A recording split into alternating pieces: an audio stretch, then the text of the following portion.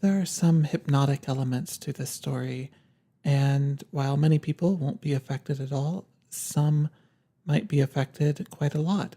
And until you know how this story affects you, please make sure that you are listening in a safe place and aren't doing something like operating heavy machinery or driving. Thank you, and I hope you enjoy. A girl looks into the camera. Her hair is pulled back. She wears a domino mask. She once was a cape in a future now forever forgotten. That girl is me. She is not important. Maybe you can see the fear in her face, but it is not important either. Not yet. She will tell you a story and then maybe you'll understand. For now, you just need to stay calm. Stay calm and try to relax as I speak to you. Watch my lips as they move. Don't let yourself blink. You don't want to miss anything, and it might not be safe anyway. My lips move and sync with my words. Keep your eyes open and watch them meet as I messily mouth my M's. See them tear apart as I form my vicious vowels. Keep those eyes open and stare. You want to blink, don't you? You want to rest your eyes just for a second. They feel so dry, but you need to keep watching me speak, no matter how much they sting. Leave them open just a moment more. One more moment.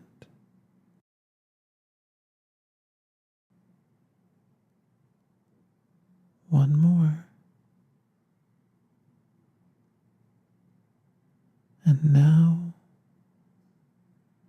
close.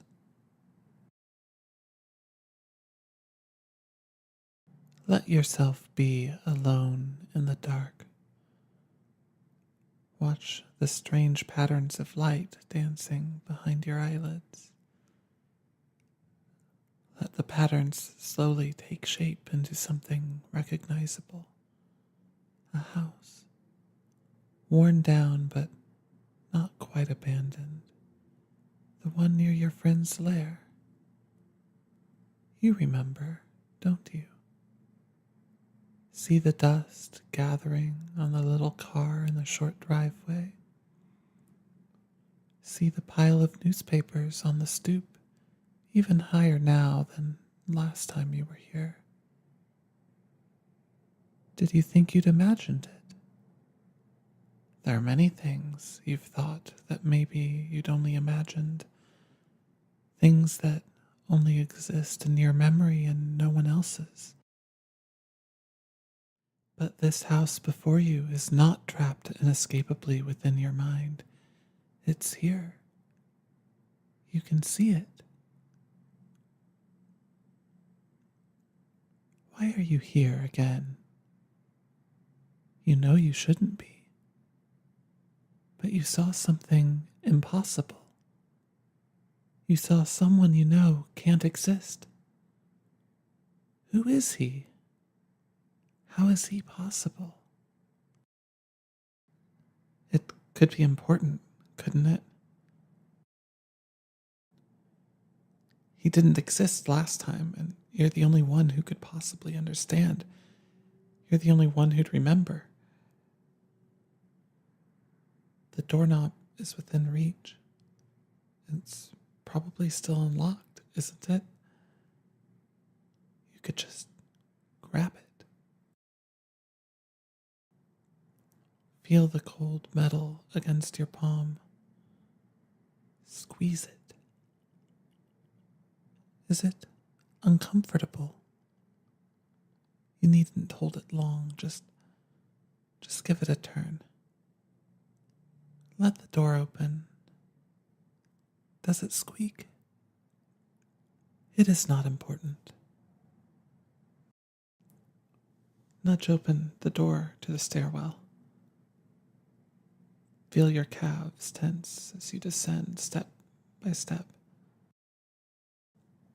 just one at a time, even if that feels a bit too quick.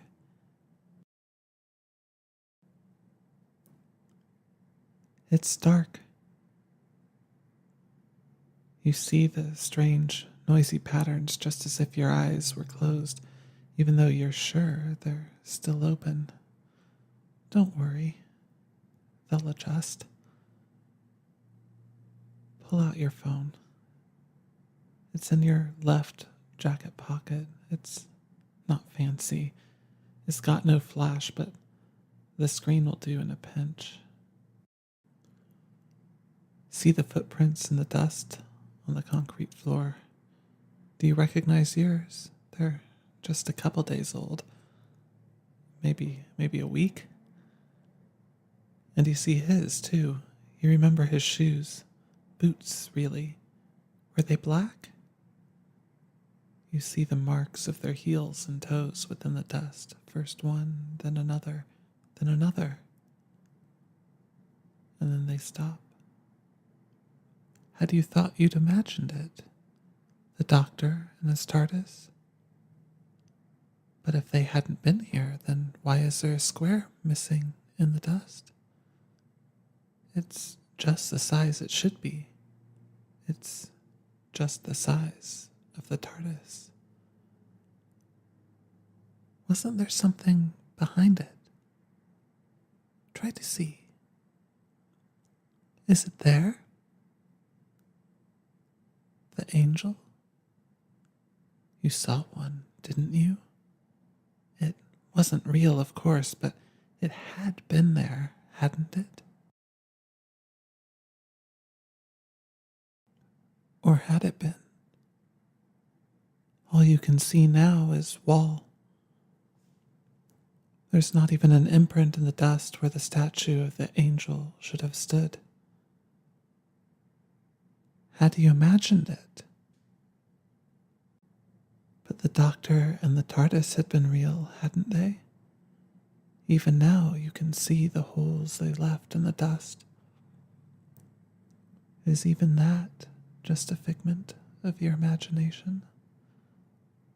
Just a story you're telling yourself? Even now? Kneel down. Touch the floor where the TARDIS had stood. The concrete presses firmly into your finger, not giving beneath the weight of your hand. Drag your way across the cold surface, your finger skipping and sliding in tiny jolts against the friction, threatening to break the room's silence with little squeaks. How did it get so perfectly clean? Had the TARDIS taken the dust with it when it faded away? And now guide your hand out from where the TARDIS had stood. The dust coats your finger at once, not quite gritty, yet still unpleasant. It shifts and rolls as you move your hand. That friction that once threatened to release a sound is now gone, and for a moment you wonder again if you're telling yourself stories, if perhaps none of this is real. You need to think about something else. Glance around the room. Is there anything of note? No, just walls and old shelving. Are you thinking about it again? About whether your life, your useless, pointless second chance, is nothing but a dream? That you'll wake up and find yourself in a hospital or a prison or a lab, two bullets resting in your brain. Remind yourself that it is not important, that you've tried to wake up and yet you still are here, that this existence, whether it is real or solely inside your mind, is still yours.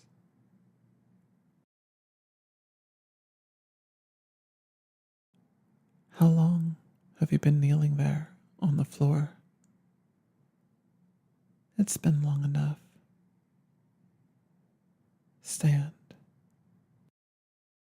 Your knees may ache, but it's okay.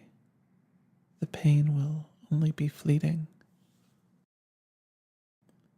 Now climb the steps, just one, then another. Focus on them.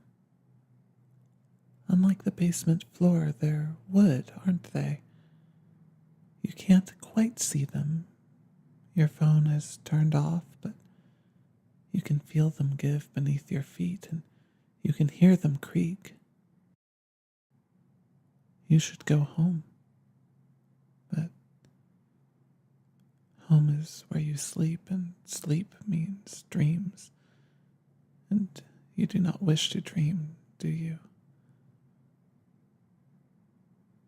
There's nothing on the first floor, so you head upstairs. Peer into a bedroom. The door's not locked. Just a little handle, easy to turn. Go on. There's no one inside, of course, but you didn't expect there to be, did you? The comforter is left undone and clothes are strewn across the floor. You think the room might belong to a teenage girl, maybe one about as old as you ought to be. Where is she? Where did she and her family go? Walk down the hall. There's another door. This one's already open. It's darker than the bedroom. There's no window. Reach for the light switch. It should be somewhere just to your left, shouldn't it? Just by the door. You find it. Is it already on? You flick the switch down, but the room remains just as dark as it was. The phone is still in your hand. Turn it on. The light isn't much, but it'll be enough. What do you see? The door juts into the room and blocks your view, but behind it, you can still see just a bit of floral shower curtain. What's to your left? A counter.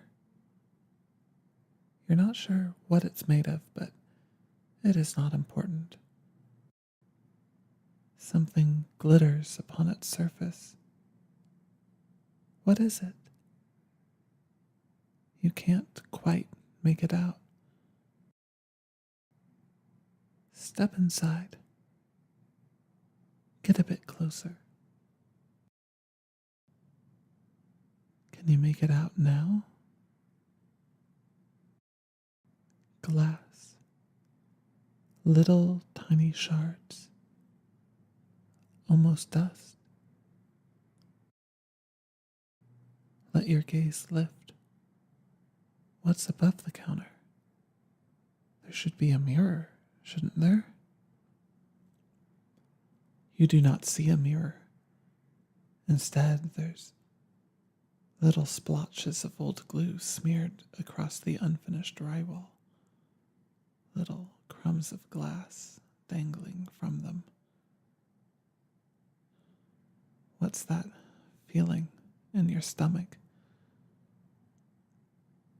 A sense of unease, settling, heavy and uncomfortable. It's time to leave. Peel your eyes away from the wall. Turn around. Go on. Turn. Scream. Its clawed hand is an inch from your face. It stands in the doorway, mouth open in a snarl. Wait, stop. Don't blink. You don't know what will happen if you blink, but you know it won't be good. You know it can't be a real weeping angel, but if it's anything like the real thing, it would send you into the past. And you don't think you can handle being sent into the past yet again. Don't move your head. You need to find a way out, but you can't look away from the angel. Lift your phone. Let its light illuminate the stone statue. Can you see around it? Is there space for you to squeeze through between it and the door jamb? Maybe there's just enough. Turn your body. Stop! You almost blinked. Slowly, gently. You don't want to fall. You couldn't keep your eyes open if you did. Now back away, step by step down the hall. The stairs should be at the end. Keep the angel in sight as long as you can. Feel the first step. Take it slowly. You can still see the tip of one of the angel's wings. As long as you keep it in sight, it can't move. Step, step, step. One more, and the angel will be out of sight. Will it follow you? Or will it take another way around? How would you know? They're nearly silent, aren't they? You're going to have to run for it. You turn, but there's something at your feet. It's just a step down. What is it? Angle your light. Hurry. The angel could reach you at any moment. You can almost see it. There. A baby? No, not a baby. Not a human baby, but a baby made of stone. Why did you think there'd be only one angel? You need to move. The other one could be right behind you. It's a wonder it hasn't gotten you already. Run. If you're lucky, the baby will be too slow to catch up. Jump over it, down the rest of the stairs. The door's just there, sitting open, waiting for you. Is it closing? Dive. Did you hear it slam shut? Where did the sound come from? In front of you? Behind you? Did you make it? You must have. You can feel the cold air pouring into your lungs with every gasp. Your arms sting where the rough cement stoop has scraped them. You made it. You want to run, but you can't. You know that. Running would let them move. Instead, back yourself away from the house. Slowly now. Try not to blink too much. Keep your eyes on the house as long as you can. Don't look away, not even at your friend's lair as you pass. They live so close, don't they? Should you warn them? Maybe you should. And maybe you should be braver still. You thought you had another couple years left on this earth, but you should call her. She won't remember you, but you should call her anyway. She wouldn't mind, would she? You'd be a puzzle she'd love to solve. Do you miss her? The house is almost out of sight. Let it fade from your mind. It is no longer important. Let it turn to nothing more than a dream. However real it may have been, it is not real for you, but only for the girl in your screen. In a moment, not now, but in a moment, she will tell you to open your eyes, and you'll see her, and you'll know that, true though the story may have been, the story was hers and not your own, and any emotions she lent you, whether panic or longing or desperation, when you open your eyes, you can return them all back to her, back to where they belong. When you open your eyes, when you open them, and now open. I'm here. You are no longer me, and I am no longer unimportant. I'm just a girl, and today the angels attacked me. Now I'm home. Safe, I hope. I don't think I was followed. Would I know if I was followed, though? I'm scared. Not just for me, but for my dad. Like, things have been better with him this time around. Last time, well, I didn't exactly go down the best road. Things could have gone better. I did what I thought I had to, and I did what I wanted to think I had to, but in the end,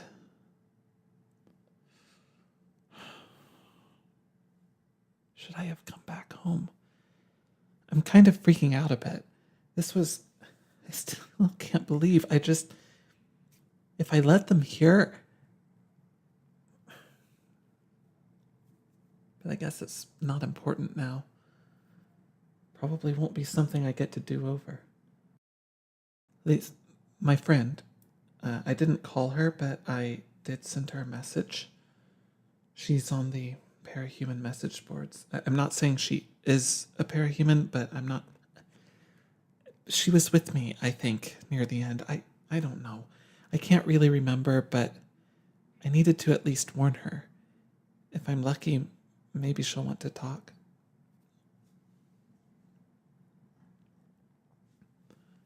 I also reached out to the PRT. Don't know if they'll do anything, but I guess it was worth a shot.